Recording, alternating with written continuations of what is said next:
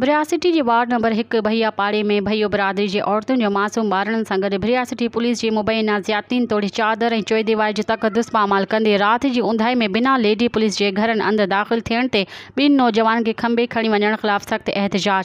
इन हवाले सां वधीक तफ़सील ॿुधाए रहियो आहे नदीम अली मंगी पंहिंजी हिन रिपोर्ट में। भरियासिटी के वार्ड नंबर 1 में 5 ॾियारा अॻु पसंद की शादी करण तां क़त्ल थियल औरत मसमात अज़ीमा वारो मामले तां भया बिरादरी की औरतुन मक़तूला की अमड़ मसमात रानी सां गॾु सख़्त एहतजाजी मुज़ाहिरो कंदे चयो त 5 ॾियारा अॻु असांजी बेगुनाह न्याणी मसमात अज़ीमा भयो क़त्ल थी आहे ऐं वरी आसिफ भट्टी के चवण ते पुलिस असल जवाबदारनि खे पकड़ण बजाय चादर ऐं चौदीवारे जो तक़दुस पामाल कंदे बिना लेडीज़ पुलिस एहलकारनि जे रात जी उंधईअ में असांजे घरनि अंदरि दाख़िल थी औरतुन ऐं मासूम ॿारनि मथां तशद्दुद कंदे असांजे ॿिनि बेगुनाह नौजवान सजाद भयो ऐं बाकर भयो जिन जा नाला बि केस में न आहिनि उन्हनि खे खंबे खणी वई आहे। हिननि चयो त पुलिस नाहक असांजे ॿिनि मर्दनि नज़र भयो ऐं हुसैन भयो मथां कूड़ो केस दाख़िल कयो आहे। हिननि ॿुधायो त मक़तूला अज़ीमा भयो खे आसिफ भट्टी वर्गलाए साण शादी कई जंहिं बाद हिन शादीअ खे 1 साल ताईं लिकाए रखियो ऐं ख़बर पवण ते हिन गिरत जा ताना ॾिना जंहिं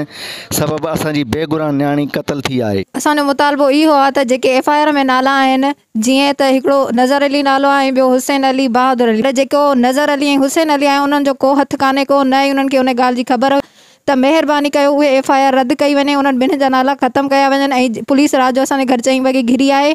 उन्हनि मां असांजा 2 छोकिरा खणी विया बाक़िर अली ऐं सजाद अली, महिरबानी करे उन्हनि खे रिहाई ॾियो छो त न उन्हनि खे ख़बर हुई उन खून जी ऐं न ई उन में उन्हनि जो को हथु आहे त बेकसूर आहिनि, उन्हनि खे इंसाफ़ ॾियो। असांखे इंसाफ़ खपे। असांजी माई बि असांजी क़त्ल थी वई, पुलिस राति जो अचे थी छापा थी हणे असांजा 2 छोकिरा खणी वई आहे सजाद नाले ऐं असांजो बाक़िर नाले। न बेगुनाह आहिनि, उन्हनि जा नाला ई न आहिनि केस में, जेके नाला ॾिना अथनि से बि बेगुनाहनि जा ॾिना अथनि। इहो आसिफ भट्टी इन जी नज़र ई अज़ीमा जे प्लाट में अज़ीमा जे न्याणियुनि में 4 न्याणियूं जवानियूं हुअसि उन में नज़र हुअसि, उन में असांजी खे भड़कायो वियो, असांजी क़त्ल कई वई आहे। असांखे इंसाफ़ खपे। असां ग़रीब आहियूं, जिन्हनि गुनाह कयो आहे उन्हनि खे सज़ा मिले।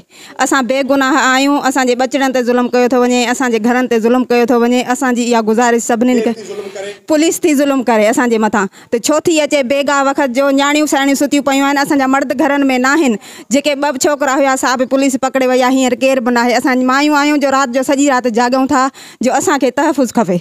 ॾाढो ख़ौफ़ आहे पुलिस मां। पुलिस असांजे केॾीमहिल बि ओचिता छापा अची थी हणे बेटाइम ते राति जो आई आहे।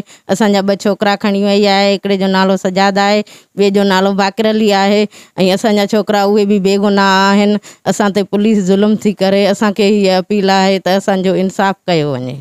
पुलिस हाणे तंग थी करे त असांजो घर में घिरी कल्ह राति जो 4 बजे असांजा 2 छोकिरा पकड़े विया, हिननि जा नाला कोन्हनि। तालबो आहे बसि असांखे इंसाफ़ खपे। हिननि चयो त असां ग़रीब मज़दूर आहियूं, हर रोज़ मेहनत मज़दूरी करे पेट गुज़र कयूं था, पुलिस जे ख़ौफ़ खां असांजी निंड हराम थियल आहे। हिननि शीशन जज नौशरो फिरोज़, तक जे MPA सैयद मुराद अली शाह, DIG शहीद बेनज़ीराबाद, SSP नौशरो फिरोज़ समेत ॿियनि वसवारनि खे अपील कंदे घुर कई आहे त सॼे मामले जी जांच कराए असल जवाबदारनि खे सज़ा ॾिनी वञे ऐं असांखे पुलिस जे ज़ुल्मनि खां बचाए वञे। कैमरामैन ताहा मंगी सां गॾु नदीम अली मंगी, अवामी न्यूज़ TV भरियासिटी। मज़ीद ख़बरनि ऐं तफ़सीलात लाइ विज़िट कयो असांजी वेबसाइट www.awamiNewsHD.com ऐं ॾिसंदा रहो अवामी न्यूज़ HD।